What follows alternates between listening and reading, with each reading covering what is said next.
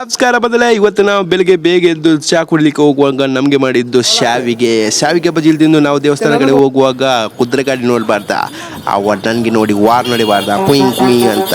ನಂತರ ನಾವು ಹೋಗಿದ್ದು ಚಂದ್ರಭಾಗ ನದಿ ಆಚೆ ಎಲ್ಲ ಸ್ನಾನ ಮಾಡುವಾಗ ಭೂಷಣ್ಣ ಸಿಕ್ಸ್ ಪ್ಯಾಕ್ ಪ್ರೋಸ್ ನೋಡಿ ಸ್ನಾನ ಎಲ್ಲ ಮುಗಿದಾದ ಮೇಲೆ ನಾವು ಹೋಗಿದ್ದು ಪುಂಡಲಿಕನ ದರ್ಶನಕ್ಕೆ. ನಂತರ ಹಣೆಗೆ ತಿಲಕವಿಟ್ಟು ನಾವು ಹೋಗಿದ್ದು ಆನಂದವರ ದೇವರ ದರ್ಶನಕ್ಕೆ. ದೇವರ ದರ್ಶನ ಎಲ್ಲ ಮುಗಿದಾದ ಮೇಲೆ ಬರುವಾಗ ಸಂಜೆ 4:30 ಗಾಯ್ಸ್ ನಾವು ರೂಮಿಗೆ ಬಂದು ಒಂದು ತುತ್ತು ಅನ್ನ ತಿಂದು ನಾವು ಹೋಗಿದ್ದು ಗಜಾನನ ಮಂದಿರಕ್ಕೆ. ನಮಗೆ ಸ್ವಲ್ಪ ಹಸಿವಾದ ಕಾರಣ ನಾವು ಹೋಗಿದ್ದು ಚಾ ಕುಡಿಲಿಕ್ಕೆ. ನಾವು ಚಾ ಕುಡಿದು ನಮ್ಮ ಡೈರೆಕ್ಷನ್ ಇತ್ತು ಇಸ್ಕನ್ ಟೆಂಪಲ್ಗೆ ಹೋಗುವಾಗ ನಾವು ದೋಣಿಯಲ್ಲಿ ಹೋಗ್ಬೇಕು. ಆದ ಕಾರಣ ದೋಣಿಯವರ ಹತ್ರ ಸ್ವಲ್ಪ ಚೊರೆ ಕಟ್ಟಿ ಅಷ್ಟು ಇಷ್ಟಿಷ್ಟು ಮಾಡಿ ಅಂತ ಹೇಳಿ 8 ಜನರಿಗೆ 500 ರೂಪಾಯಿ ಬಂದರು. ಟೆಂಪಲ್ಗೆ ರೀಚ್ ಆಗುವಾಗ ಅಲ್ಲಿ ಕೊಡ್ತಿದ್ರು ಒಂದು ಅಮೃತವಾದ ಪ್ರಸಾದ ಬಿಸಿಬಿಲೆ ಬಾತ್ ಅಂತ.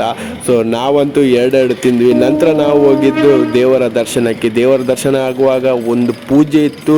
ಸೊ ಪೂಜೆ ಕೂಡ ನಮ್ಮ ಕಣ್ಣಾರೆ ನೋಡಿದ್ವಿ ಗೈಸ್. ಆ ಫುಲ್ ವಿಡಿಯೋ ನನ್ನ ಯೂಟ್ಯೂಬ್ ಚಾನಲಲ್ಲಿದೆ. ಮತ್ತೆ ನಾವು ರಿಟರ್ನ್ ಬಂದು ಸ್ವಲ್ಪ ಶಾಪಿಂಗ್ ಎಲ್ಲ ಮಾಡಿ ರೂಮಿಗೆ ಬರುವಾಗ 8:30 ಗಂಟೆ ಆಗಿದ್ದು ಗೈಸ್ ರಾತ್ರಿ.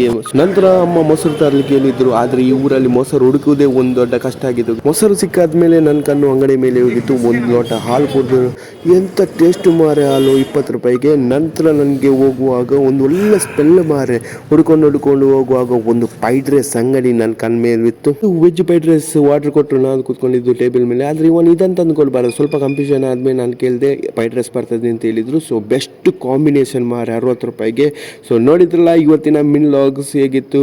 ನೆಕ್ಸ್ಟ್ ವಿಡಿಯೋದಲ್ಲಿ ಸಿಗ್ತೇನೆ. Bye guys.